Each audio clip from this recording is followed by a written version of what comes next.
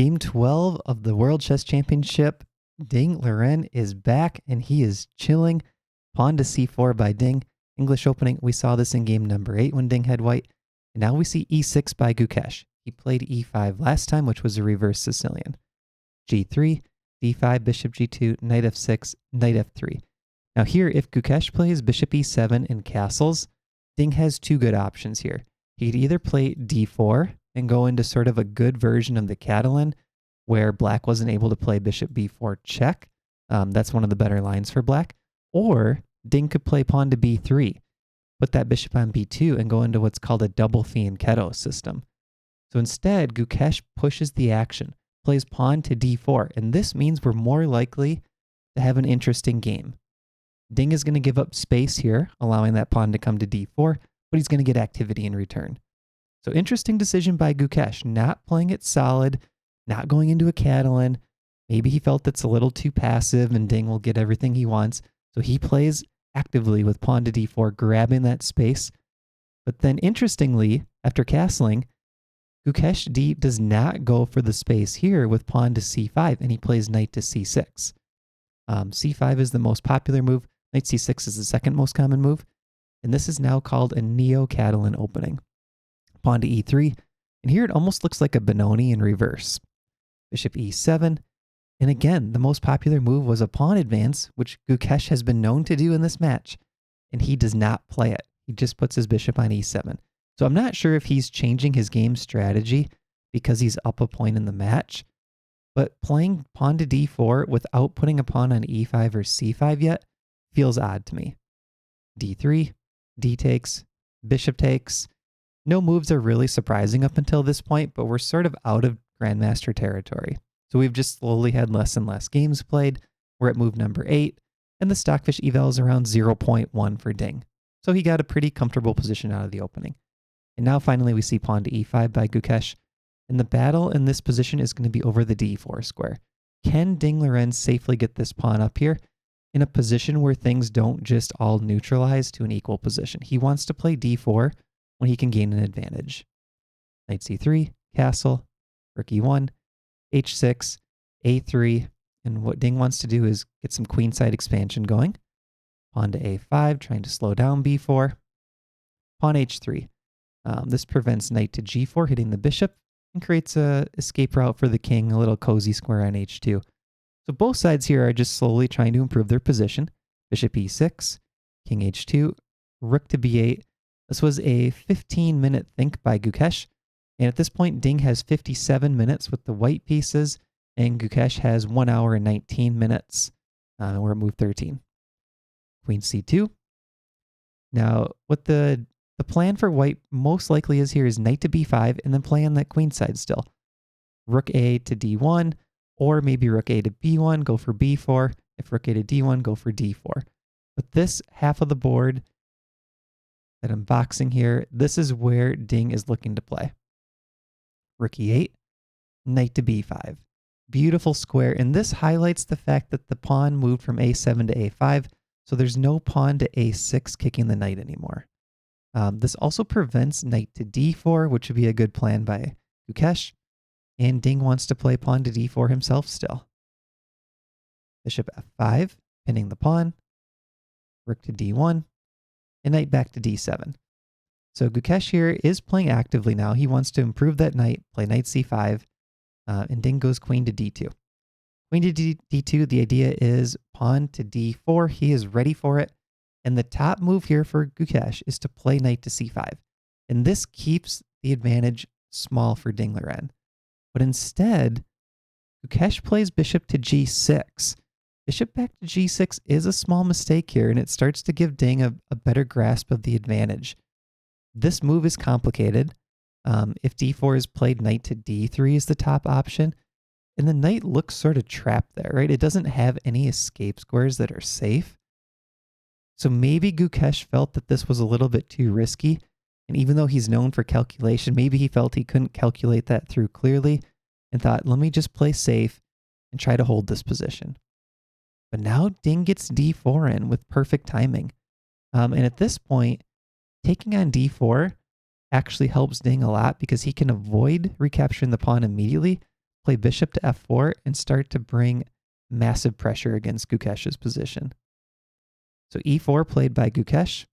Good decision. Knight to g1, and this knight's going to come back out this way to f4. Knight to b6, poking this pawn. Queen c3. Bishop f6, pinning this pawn. So Gukesh trying to play actively. I think it's a good idea. Queen back to c2, getting out of the pin. a4. This opens up the a5 square for the knight potentially. Also pressures c4 from a5. Knight to e2, and look at how both players are using their knights. They're rerouting their knights to good squares. That knight's going to f4 like we talked about. And now bishop to g5. The crazy thing here is the computer says bishop to g5 is a mistake, but I was playing through all the different lines for black. The top move was knight to a5. They all look good for white.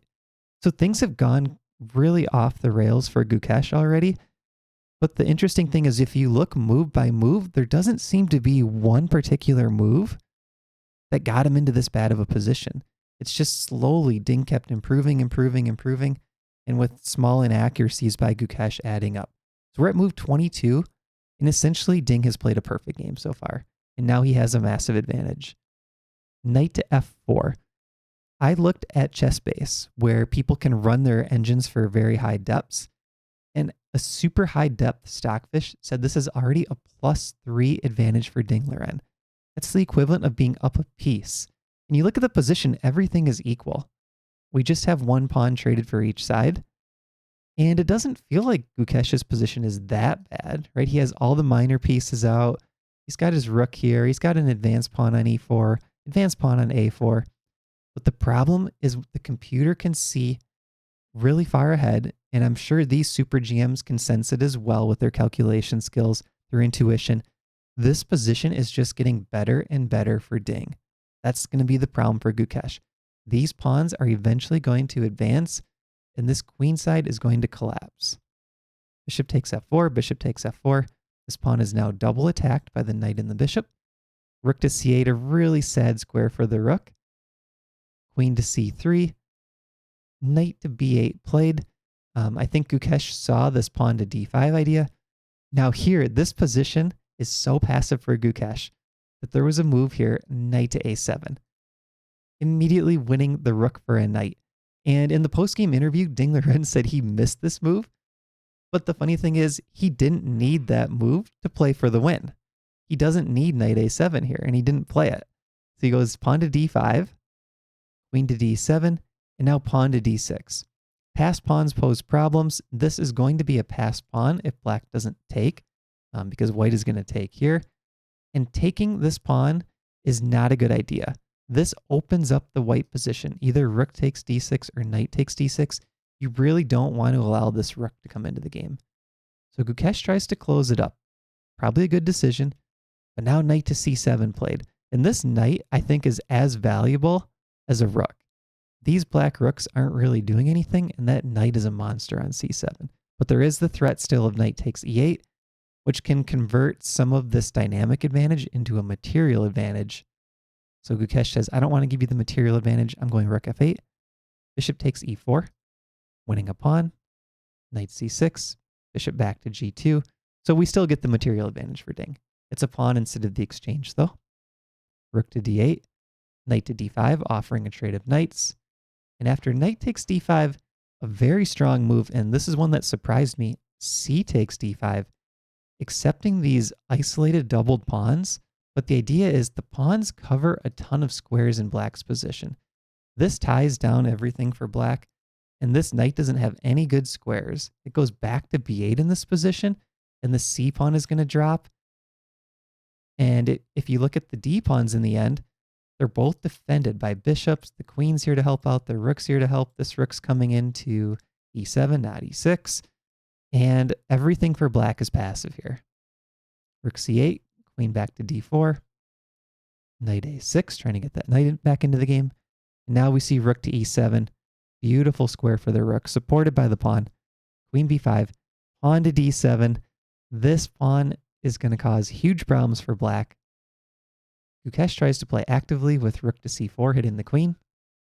Queen back to e3.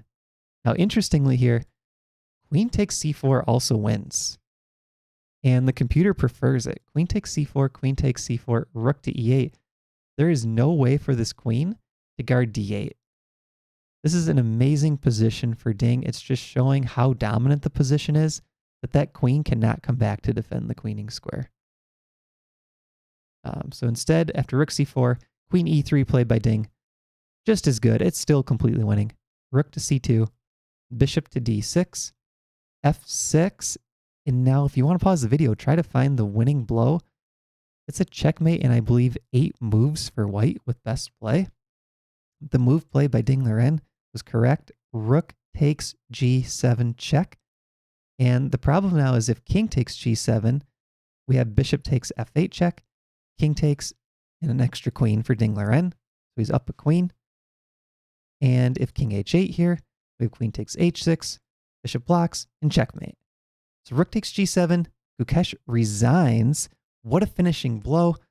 This is prime form Ding Liren.